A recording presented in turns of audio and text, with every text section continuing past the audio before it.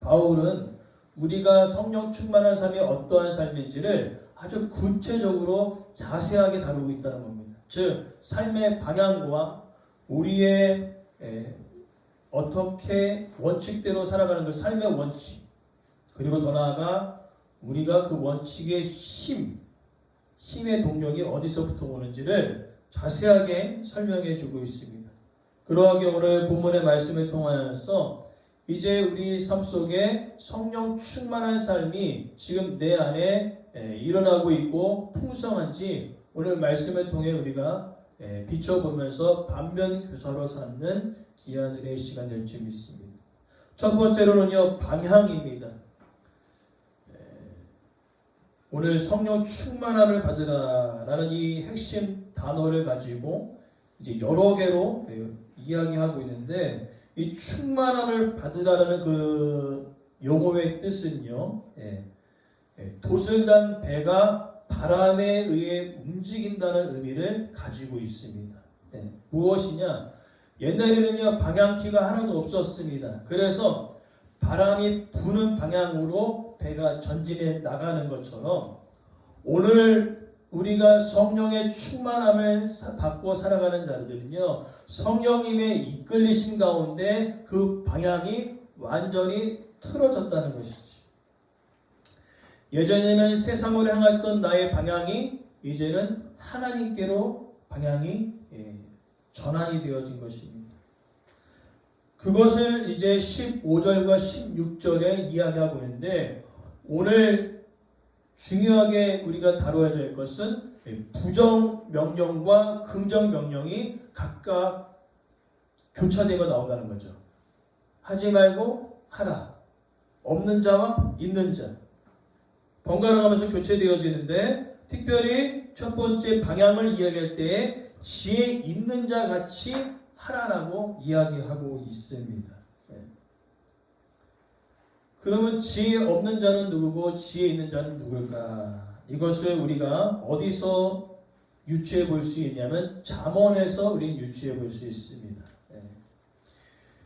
여호와를 경외하는 것이 지혜의 근본이니라 라고 이야기하는 거죠. 즉 지혜 있는 자와 지혜 없는 자의 차이는 뭐냐면은 바로 하나님을 경외하며 하나님을 인정하며 살아가는 자와 지혜 없는 자는 하나님을 인정하지 않고 살아가는 자라고 나눌 수가 있는 것이지. 그리고 하나님을 인정하지 않는 자는 자기 자신을 기쁘게 여기며 살아가는 자고, 하나님을 인정하는 자는 하나님을 기쁘시게 여기며 살아가는 자라는 것입니다. 그러니까 완전히 방향이 다른 거죠. 자기를 위한 삶인가 하나님을 위한 삶인가, 방향이 완전 다른 거예요. 방향이 하나님이냐 사람이냐, 하나님을 인정하느냐 인정하지 않느냐, 완전 다르죠. 방향이 완전 다른 거죠. 나냐 하나님이냐, 하나님이 없느냐 있느냐. 그것을 오늘 본문에 뭐로 표현했습니까? 지혜 없는 자와 지혜 있는 자로 극명하게 나눠졌다는 것입니다. 그러면서 이제 지혜 있는 자처럼 살아가는 자들은요, 오늘 바울의 고백과 같이 살아간다는 겁니다. 로마서 14장 8절 말씀에 제가 참 좋아하는 구절인데요. 우리가 살아도 주를 위해 살고 죽어도 주를 위해 죽나니 그러므로 함께 따라합시다. 사나 죽으나 우리가 주의 것이로다. 아멘. 삶의 방향이 확실한 겁니다. 사나 죽으나 나는 주님의 것이다.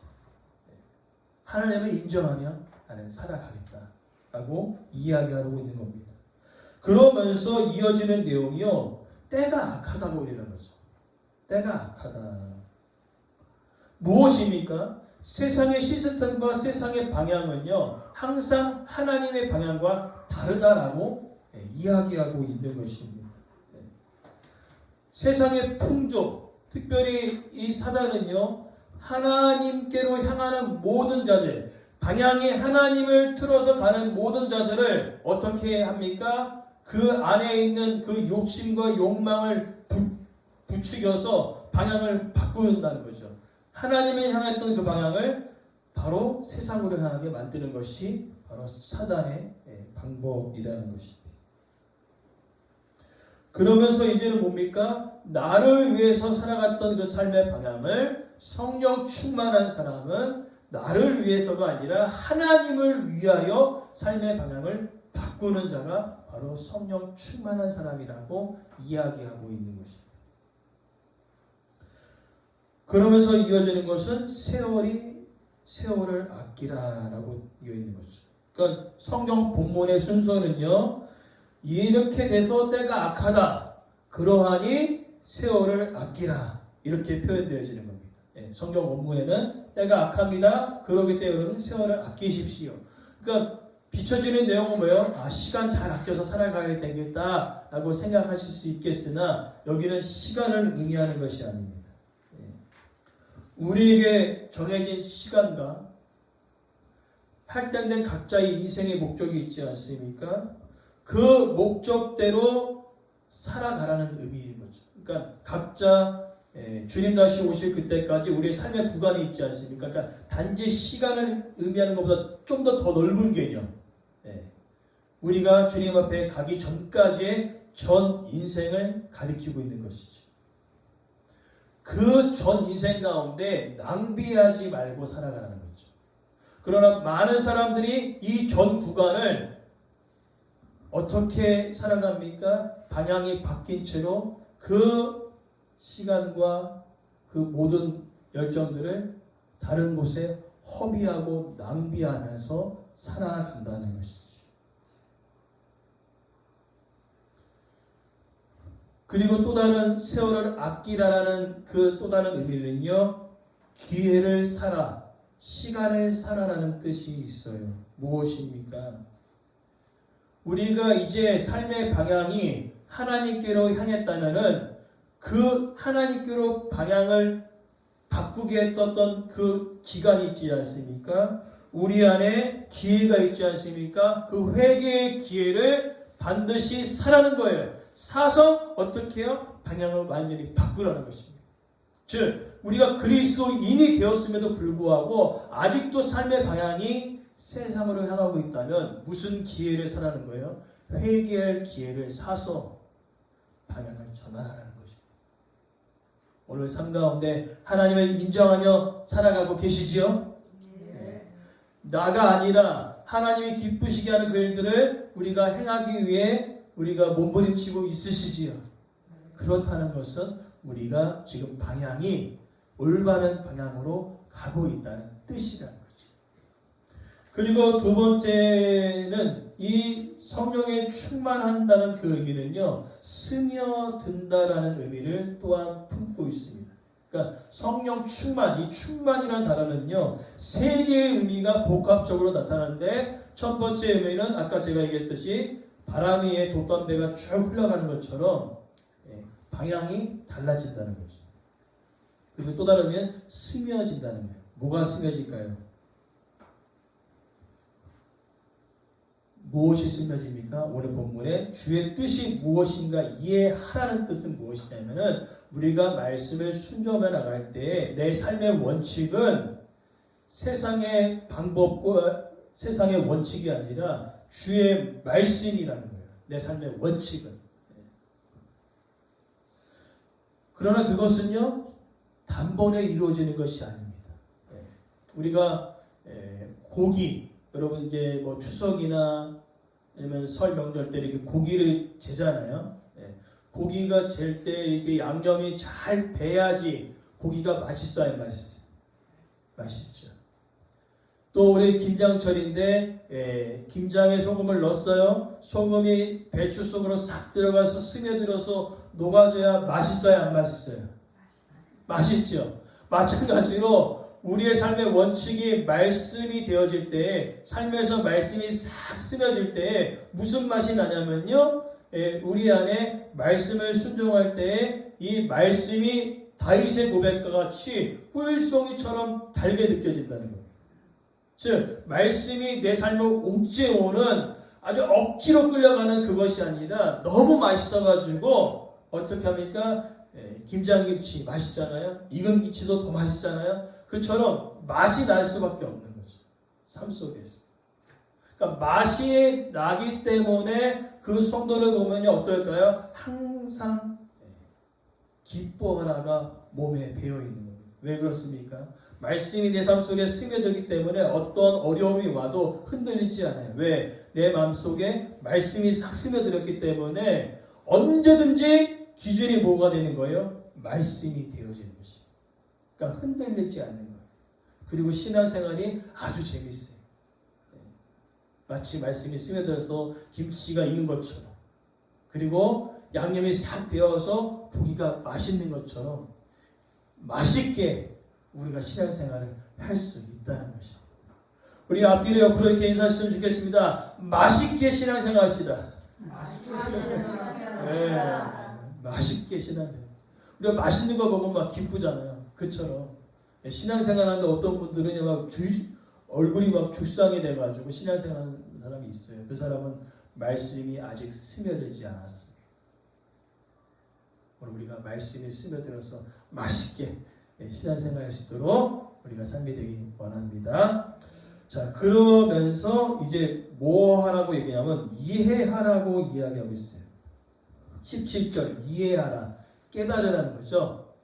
이게 맛을 느낀 사람은요, 깨닫고 이해가 되어서 살아가는데, 이해되지 않고 깨닫지 않은 사람은요, 뭐예요? 마치 소금을 넣는데 소금 따로 김치 따로 고기 따로 양념 따로 그렇게 살아간다는 거예요. 맛이 없게 그냥 억울하게만 살아간다는 거예요. 아유는 예수님 믿어갖고 되는 일도 없고 정말은 진짜 억울한 인생이래라고 살아간다는 거예요. 그러나 성령 충만한 사람은 그렇지 않아요.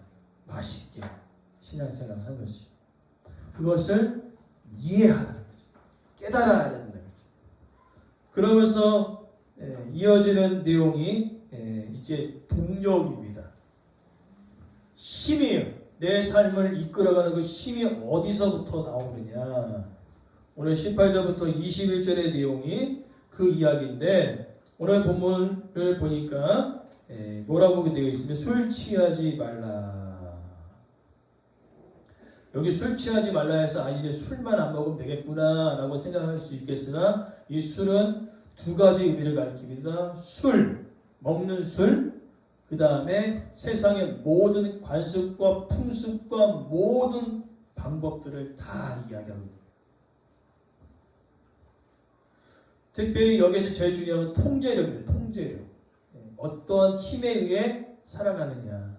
저는요, 수원에서 일하면서요, 수원 영통 지역이 공장 지역이라 대부분 이렇게 그 길거리, 제가 밤에 이제 일 마치고 밤에 가면은요, 이 길 옆에 빈대떡을 많이 붙여놔요.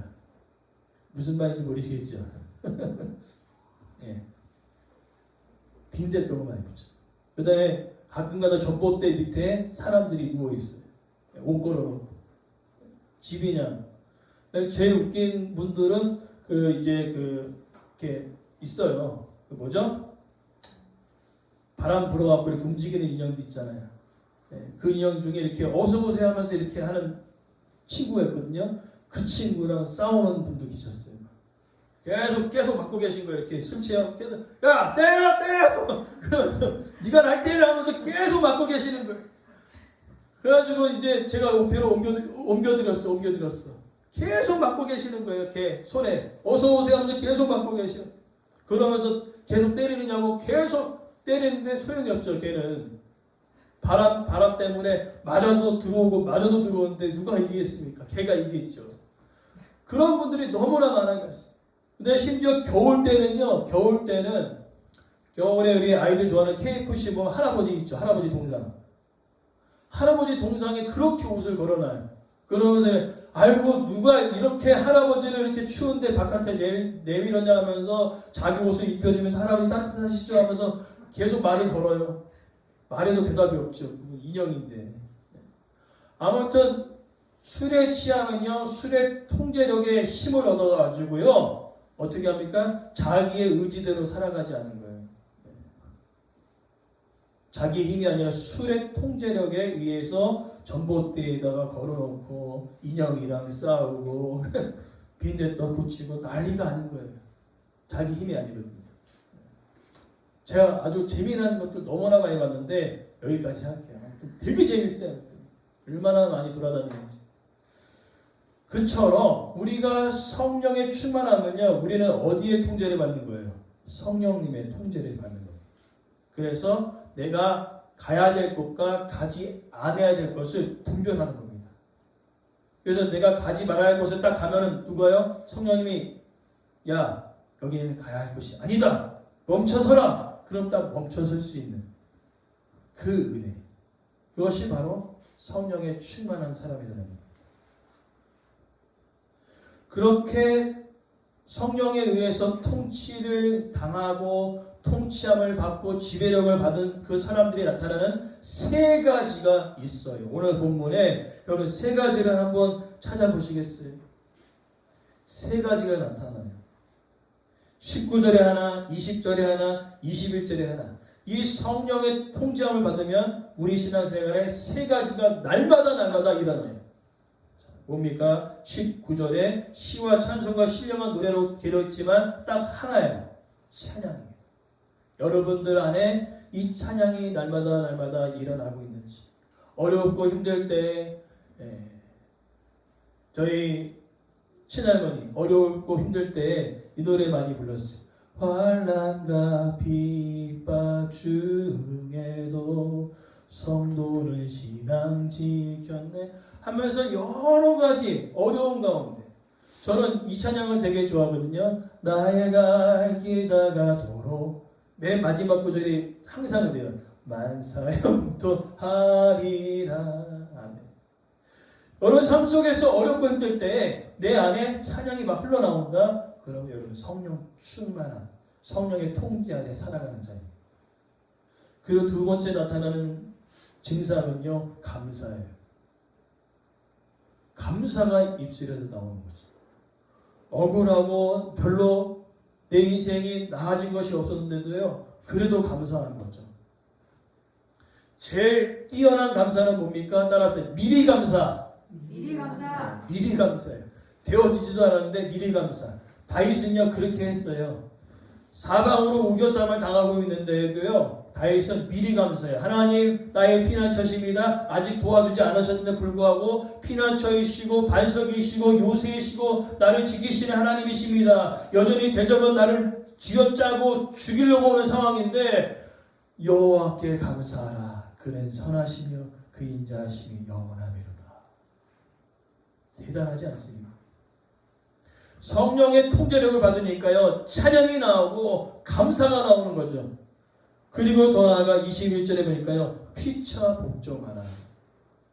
피차 복종하라. 이 내용은 우리가 지난번 우리가 말씀을 통해 나눴기 때문에 자세하게 하지 않겠지만은 아내와 남편과 자녀와 부모와 종과 상전에 대하여서 자세하게 다루고 있습니다. 즉 21절이 주제가 되어서 밑으로 22절부터 6.9절까지 피차 복종하는 관계에 대해서 세 가지를 이야기하고 있어요. 아내와 남편, 자녀와 부모, 종과 상전. 즉 성령의 통제함을 받는 자들은요, 피차 어떻게요? 서로 복종한다는 것은 뭐냐면 서로 그 존중하고 격려하고 인정하는 겁니다.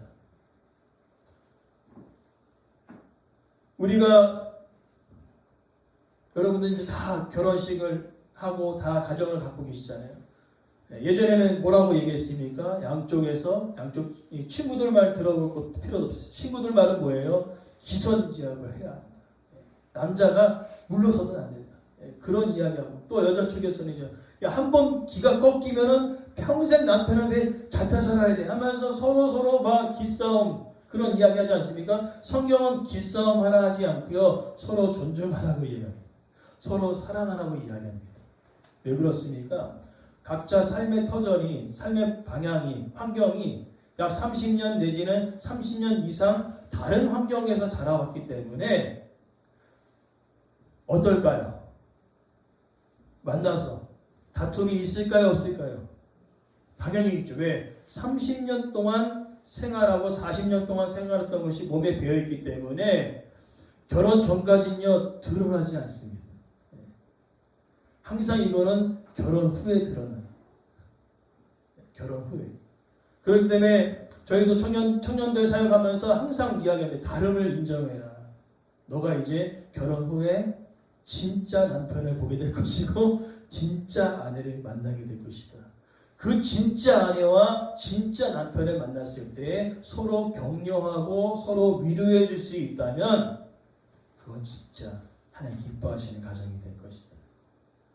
오늘 본문의 내용은 성령의 통제함을 받을 때 사람의 시선과 사람의 이야기하는 것으로 움직이지 않습니다. 성경의 원리대로 남편은 아내를, 아내는 남편을 서로 존중하고 위로하고 격려하고 서로 사랑하고 기도해 준다는 거예요. 부모와 자녀의 관계. 그러니까 사람이 얘기하는 세상의 방식대로가 아니라 하나님 말씀하시는 대로 그렇게 살아가는 것이죠.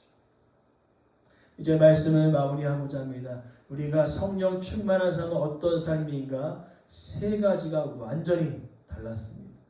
먼저는 우리의 방향이 완전 달라졌어요. 그렇죠? 그리고 두 번째는 우리의 뭐가 달라졌습니까? 기준이 달라지죠. 원칙이 달라졌어요. 그래서 맛없게 신앙생활할 건가? 맛있게 신앙생활할 것인가? 그리고 성령의 통제. 그죠?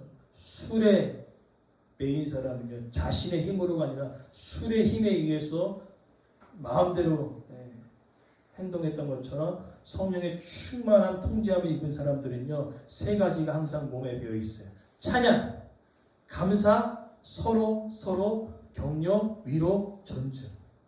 이것이 우리 안에 몸에 배어 있다면 여러분 지금은 성령 충만한 사람이 되신 것입니다. 이것이 언제까지요? 주님 다시 오실 그때까지 계속적으로 충만해지시기를 간절히 소망합니다.